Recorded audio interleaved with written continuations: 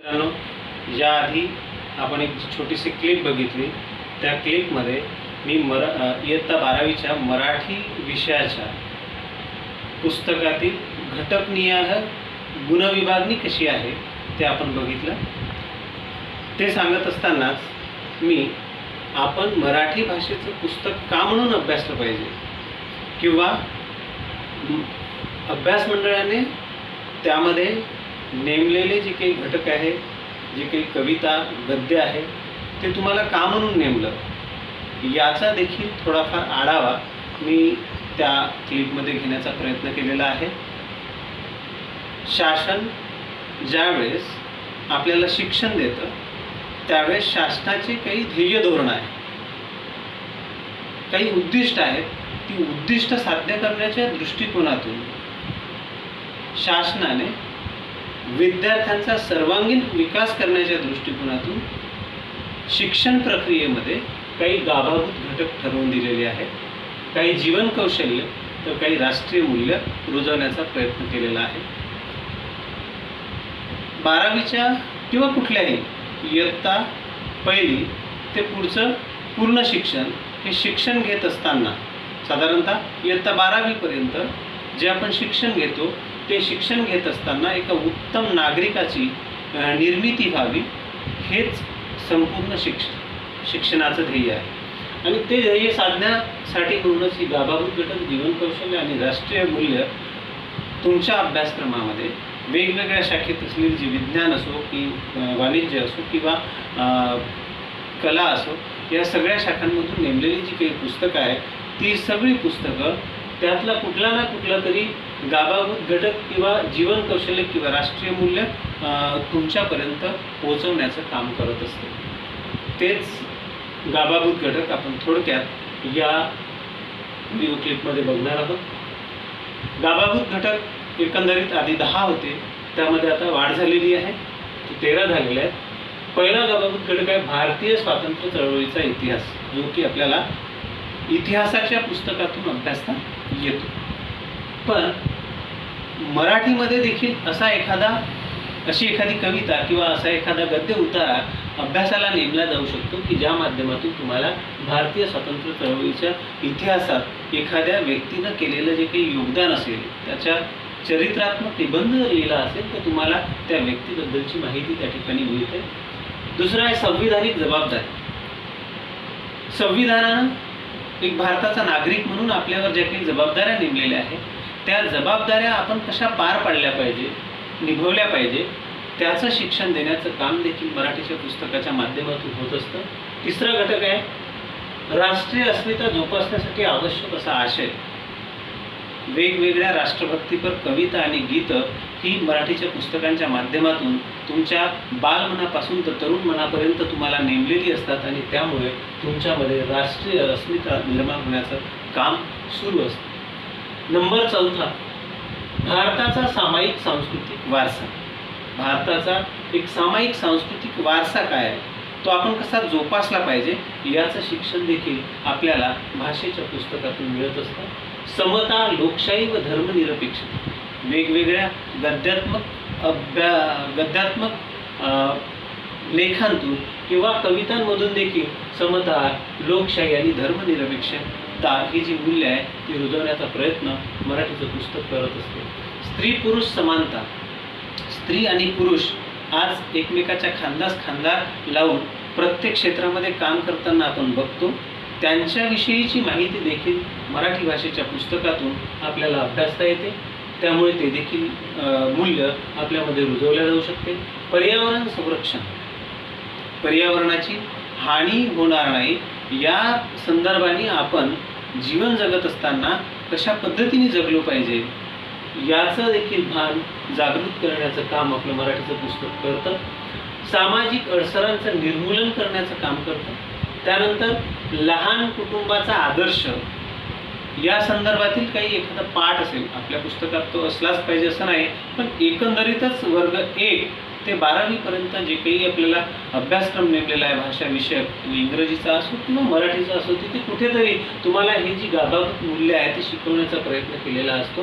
त्यानंतर सतत तुमचा वैज्ञानिक दृष्टिकोन जागृत ठेवून त्याचा विकास कसा होईल याचा प्रयत्न केलेला असतो. तर महिला व अन्य दुर्बल घटकांचे सबलीकरण करण्याच्या दृष्टिकोनातून देखील हा एक गाभाभूत घटक आपल्या अभ्यासक्रमातून नेमलेला असतो. त्यानंतर बुद्धी, भावना व कृती यांचा समन्वय साधण्याचा प्रयत्न देखील आपल्याला करायचा असतो. तो एक गाभाभूत घटक आपल्या अभ्यासक्रमामध्ये समाविष्ट असतो. जागतिकीकरण व स्थानिकीकरण यांचा मेळ, म्हणजे आज आपण ज्या ठिकाणी राहतोय, ज्या नैसर्गिक वातावरणात राहतोय, ज्या परिस्थितीत राहतोय, ज्या भौगोलिक वातावरणात राहतोय, ते भौगोलिक वातावरण आणि जागतिक पातळीवर एखाद्या दुसऱ्या देशामध्ये असणाऱ्या व्यक्ती जो आहे त्या व्यक्तीशी आपल्याला कसा समन्वय साधता येईल या दृष्टिकोनातून काही अभ्यासक्रम नेमलेला जाऊ शकतो. आणि तशा पद्धतीचं म्हणजे जागतिक स्तरावर विश्वबंधुता निर्माण करण्याचं काम या जागतिकीकरण व स्थानिकीकरण या गाभाभूत घटकाच्या माध्यमातून केलं जातं. त्यानंतर आपण जे काही शिक्षण घेतो त्यामागची जी काही जीवन कौशल्य आहे की स्वतःच्या जीवनात आपण कुठली कौशल्य साध्य करू शकलो पाहिजे, तर स्वची जाणीव तुम्हाला शिक्षणाने करून दिली पाहिजे. स्वची जाणीव अर्थात तुम्ही कोण आहे, तुम्ही काय चांगलं करू शकता, कशा प्रकारे तुमच्यातले जे काही दुर्लक्षित झालेले म्हणा किंवा इतरांच्या लक्षात न आलेले जे काही गुण असेल ते तुम्ही कसे अभिव्यक्त करू शकाल, ते तुम्ही खुलवू कसे शकाल, त्या गुणांचा तुम्ही विकास कसं करू शकाल, हे तुम्हाला तेव्हाच साध्य होते जेव्हा तुम्ही स्वतः कोण आहे. स्वतः कोण असणं म्हणजे आपल्यातले गुण, वैगुण आपल्या लक्षात येणं आणि त्यानुसार आपल्यातले गुण कसे विकसित होतील आणि वैगुण कसे आपण कमी करू शकू यासाठी म्हणून स्वची जाणीव असणं आवश्यक असते. ते जीवन कौशल्य देण्याचं काम शिक्षण करते, भाषेचं पुस्तक करते. समान अनुभूती, सर्वानुभूती, समभाव निर्माण करण्याचं काम, हे जे कौशल्य आहे ते तुमच्या भाषेच्या पुस्तकातून रुजवण्याचं काम केलं जातं. त्यानंतर समस्या निराकरण, एखादी समस्या जर जीवनात आली, एखादा समस्याग्रस्त कॅरेक्टर जे असते, एखादा कथा आहे किंवा कादंबरी आहे किंवा कुठला एखादा पाठ आहे, त्याच्यामध्ये एखादं असं व्यक्तिचित्र नसतं की त्याच्या जीवनात विविध समस्या आलेल्या असते, पण त्या समस्यांवर त्यांनी कशा प्रकारे चांगल्या प्रकारे मात करून आपल्या जीवनाचा कसा विकास केला हे दाखवलं जातं. म्हणजे समस्या निराकरणाचं कौशल्य तुम्हाला भाषेच्या माध्यमातून शिकता येतं. त्यानंतर निर्णय क्षमता, कुठल्या प्रसंगी आपण कसं वागलं पाहिजे, कुठला निर्णय कधी घेतला पाहिजे हे देखील चांगल्या प्रकारे शिकवण्याचं काम आपलं भाषेचं पुस्तक करतं. परिणामकारक संप्रेषण, आपल्याला भाषेचं सगळ्यात महत्त्वाचं वैशिष्ट्य किंवा सगळ्यात महत्त्वाचं जे कौशल्य आहे, जे प्रत्येकाला आलंच पाहिजे भाषा शिकत असताना, ते आहे संप्रेषण.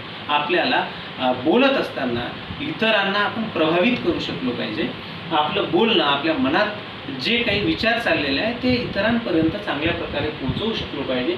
ते परिणामकारकपणे संप्रेषण करण्याचं काम, ते कौशल्य आपलं भाषेच्या माध्यमातूनच आपण साध्य करू शकतो. व्यक्तिमधील सहसंबंध, व्यक्तींमधील सहसंबंध अर्थात आपण ज्या पद्धतीने एक व्यक्ती आहे तसेच समाजामध्ये वावरत असलेले इतर व्यक्ती आहेत, त्या व्यक्तींमधले जे काही सहसंबंध आहे, म्हणजे स्त्री असेल, ती आई असेल, ती पत्नी असेल, ती बहीण असेल, ती वहिनी असेल, असे विविध भूमिका ती एकाच वेळेस पार पाडत असते. त्या भूमिका पार पडत असताना त्यांच्यामध्ये येणारे जे सहसंबंध आहेत ते कशा पातळीवरचे असते, हे झाले घरातले नातेवाईक. पण आपण समाजात वावरत असताना विक्रेते आहे किंवा कुठल्या वेगवेगळ्या प्रकारच्या व्यवसायात असलेले व्यावसायिक आहेत, त्या सगळ्यांशी आपण कसा संबंध साधला पाहिजे हे सगळं शिकवण्याचं काम आपल्याला भाषेचं पुस्तक शिकवतं. सर्जनशील विचार, एखादा विचार तो आपल्या मनामध्ये, त्या विचारातलं नाविन्य म्हणजे सर्जनशील विचार. आपण बरेचसे पुस्तकं वाचल्यानंतर आपल्या मनात देखील काही वेगवेगळ्या विचारांच्या लहरी निर्माण होतात. तर ते विचार आपण व्यवस्थितपणे, सर्जनशीलपणे मांडू शकलो पाहिजे. त्याची चांगली बाजू, त्याची वाईट बाजू खंडन मंडन करता आलं पाहिजे. सर्जनशील विचार या कौशल्याचा तुम्हाला लाभ निबंध लेखनामध्ये होऊ शकतो. त्यानंतर चिकित्सक विचार, चिकित्सकपणे तुम्हाला कुठल्याही एखाद्या गोष्टीची मांडणी करता आली पाहिजे. हे कौशल्य देखील आपल्याला भाषेच्या माध्यमातून अंगीकारता येतं. भावनांचे समायोजन, म्हणजे माणसाच्या ज्या विविध भावभावना आहेत त्या भावनांमध्ये गोंधळ होता कामा नये. त्याला आपल्या आईशी असलेली जी प्रेमाची भावना आहे ती प्रेमाची भावना कशा पद्धतीने व्यक्त करायची, किंवा आपल्या पत्नीशी किंवा आपल्या प्रेयशीशी किंवा आपल्या बहिणीशी कसं व्यक्त झालं पाहिजे हे शिकवण्याचं काम, या भावभावनांमधलं समायोजन करण्याचं काम भाषेच्या माध्यमातून आपल्याला करता येतं. त्यानंतर आपण जीवन जगत असताना विविध ताणतणावपूर्ण जीवन आपण जगत असतो आणि त्या ताणतणावांचं समायोजन कसं करावं हे शिकवण्याचं काम देखील आपलं पुस्तक करतं. ते ही झाली जीवन कौशल्य. आपल्या पुस्तकाच्या माध्यमातून आपल्याला ती अंगीकारता येऊ शकतात. त्यानंतर राष्ट्रीय मूल्य आपण कुठली जोपासली पाहिजे, म्हणजे आपल्याला आपण मराठी भाषा हे पुस्तक शिकत असताना कुठली राष्ट्रीय मूल्य आपण त्या माध्यमातून शिकू किंवा आपल्या मनामध्ये रुजवू, तर ती आहे पहिलं संवेदनशील. आपपर भाव नष्ट होऊ, एखाद्यावर होणारा अन्याय माझ्यावरच होत आहे असं जेव्हा माणसाला वाटते तेव्हा त्याच्यामधली संवेदनशीलता जागी, अन्यायाची त्याला जाणीव होते, तो त्या अन्यायाच्या विरोधात पेटून उठतो. तर ही संवेदनशीलता देण्याचं काम देखील भाषाच करत असते. त्यानंतर वक्तशीलपणा, विविध गद्य लेखांच्या माध्यमातून एखाद्या विशिष्ट व्यक्तीने, उदाहरणार्थ डॉक्टर APJ अब्दुल कलाम यांच्यावर आधारित जुन्या पुस्तकामध्ये काही लेख होता, त्या लेखाच्या माध्यमातून ते आपलं जीवन कसे जगले, एक साधा विद्यार्थी, ग्रामीण भागातला विद्यार्थी, तो देशाचा राष्ट्रपती कसा होऊ शकला हे आपल्याला कळतं. तेव्हा त्यांची जी दैनंदिनी आपण बघतो तेव्हा त्यातून आपल्याला वक्तशीरपणा त्यांचा कळतो. अशा प्रकारचे विविध लेखक आहेत किंवा वेगवेगळे कवी आहेत, कलावंत आहेत, त्यांनी आपला स्वतःचा विकास कसा घडवून आणला, त्यांच्या अंगी वक्तशीरपणा कसा होता हे आपल्याला त्या भाषेच्या पुस्तकाच्या माध्यमातून शिकता येतं, माहीत होतं. नीटनेटकेपणा देखील आपल्या अंगी आपल्याला बांधवता येतो. वैज्ञानिक दृष्टिकोन आपल्या निर्माण झाला पाहिजे. त्यानंतर सौजन्यशीलता हे देखील एक राष्ट्रीय मूल्य भाषेच्या माध्यमातून आपल्यात निर्माण होते. श्रमप्रतिष्ठा, नुसतं एका कार्यालयात बसून AC रूममध्ये बसून निर्णय घेणं आणि प्रत्यक्ष लोकांमध्ये जाऊन लोक कशा प्रकारे काम करत आहेत, त्यांच्या कामात आपण काही हातभार करू शकतो का, प्रत्यक्ष श्रम करून लोकांना दाखवू शकतो का की तुम्ही आणि मी वेगळा नाही, अशा प्रकारची जी श्रमप्रतिष्ठा आहे प्रत्येक माणसाच्या अंगी या राष्ट्रीय मूल्यातून आपल्याला रुजवता येते. ते काम भाषेचं पुस्तक करतं. त्यानंतर आहे स्त्री पुरुष समानता. स्त्री आणि पुरुष यांच्यामध्ये कुठलाही भेदभाव न करता आपण एक व्यक्ती म्हणून त्या व्यक्तीचं जे काही महत्त्व आहे ते मान्य केलं पाहिजे. त्यासाठी आपण स्त्री पुरुष समानता हे राष्ट्रीय मूल्य जोपासलं पाहिजे. ते देखील भाषेच्या माध्यमातून तुमच्यापर्यंत पोहोचवण्याचं काम भाषेचं पुस्तक करतं. सर्वधर्म समभाव हे देखील एक राष्ट्रीय मूल्य असून ते देखील भाषेच्या माध्यमातून तुमच्यापर्यंत रुजवण्याचं काम विविध धर्मांचे लोक जी काही धर्मांधता आज समाजामध्ये पसरवत आहे ती न पसरवता सर्व धर्म, राष्ट्रसंत तुकडोजी महाराजांनी जे काही सांगितलेलं आहे त्या तत्वानुसार आपण जगलं पाहिजे. हे सर्व धर्म समभावाचं जे काही मूल्य आहे ते आपल्यामध्ये भाषेचं पुस्तक रुजवते. त्यानंतर राष्ट्राविषयीची भक्ती.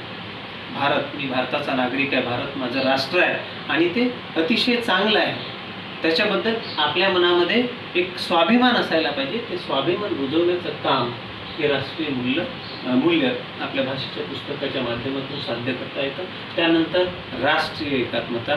हे संपूर्ण राष्ट्र भारत हे एकसंघ, विविध भाषा, विविध प्रदेश, विविध वेशभूषा, विविध परंपरा असलेले जरी आपण लोक असलो तरी आपला देश एक आहे अशी एकत्वाची जी भावना आहे ती एकत्वाची भावना, मी एक भारतीय आहे असा जो आपल्याला एक सार्थ अभिमान असतो तो सार्थ अभिमान आपल्यात निर्माण करण्याचं काम राष्ट्रीय एकात्मता हे मूल्य करत असतं.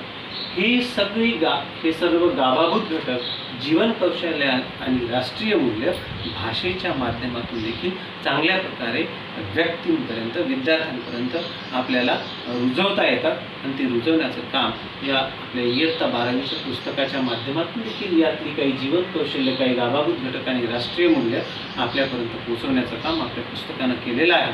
आणि ते आपल्याला पुढील पुस्तक पूर्ण मी तुम्हाला वर्गामध्ये शिकवलेलंच आहे. शिकवल्यानंतर आता जो ओझरता आपण संपूर्ण परिचय करून घेणार आहोत संपूर्ण पुस्तकाचा, त्या पुस्तकाच्या माध्यमातून देखील मी ते सगळं तुम्हाला शिकवणार आहे. आणि कुठल्या पाठामध्ये कुठलं गाभाभूत घटक, कुठलं जीवन कौशल्य, कुठलं राष्ट्रीय मूल्य आलेलं आहे ते मात्र मी तुमच्याकडून वधवून घेणार आहे. त्यामुळे तुम्ही हे सगळे गाभाभूत घटक, जीवन कौशल्य, राष्ट्रीय मूल्य, तुम्ही जर ह्या सगळ्या गोष्टींचा बारीक अभ्यास केला, तुम्हाला असं वाटेल कदाचित की हे काय सर विषयांतर करून सांगून राहिले, पण हे विषयांतर नाही.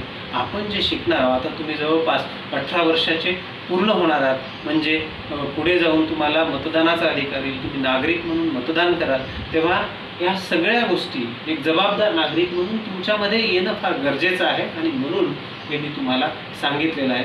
यापूर्वी हे सांगितलेलं नव्हतं शिकवताना. हे फक्त BEdच्या आणि DEdच्या अभ्यासक्रमाला असलेल्या विद्यार्थ्यांना ही मूल्य विद्यार्थ्यांमध्ये रुजवायची असते म्हणून सांगितलेले जाते. तुम्ही देखील भविष्यात DEd करून माझ्यासारखे शिक्षक व्हाल तर तुम्हाला देखील हे माहीत असावं याकरिता मी सांगितलं आहे. आणि उत्तम नागरिक तुम्हाला बनायचं आहे आणि उत्तम नागरिकाच्या अंगी ह्या सगळ्या गोष्टी असल्या पाहिजे यासाठी म्हणून मी